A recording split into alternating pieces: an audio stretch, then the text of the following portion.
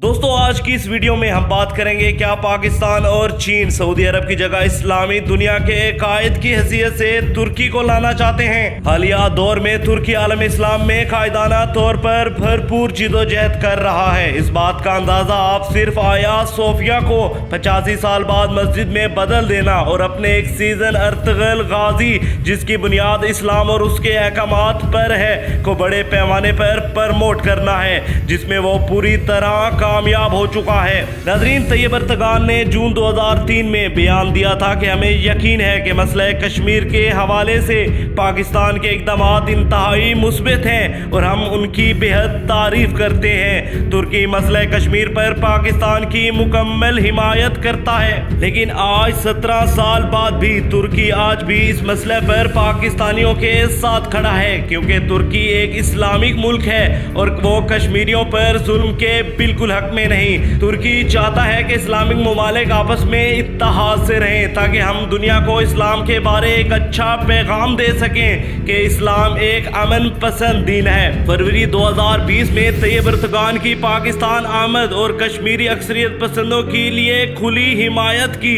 इसी तरह तुर्की की सदर ने 15 फरवरी 2020 को अपने एक बयान में कहा कि रियासत और तुर्की की अवाम कश्मीरियों अवाम से यकजहती का इजहार करते हैं। कश्मीरियों को बहुत जुल्म और सितम का सामना करना पड़ रहा है। अब अगर बात करें सऊदी अरब की, जो कि खुद को आलम इस्लाम का कायद मुल्क समझता है, जिसने कश्मीर के मामले पर अपनी आंखें बंद की हुई हैं, जिसने हमेशा अपने मुआशी मकासद को तरजीह दी, क्योंकि वो हमेशा अमेरिका के हाथों कठपुतली बनता आ रहा है और यही वजह है कि वो भारत से सख्त अल्फाज में बात करने की सलाहियत नहीं रखता।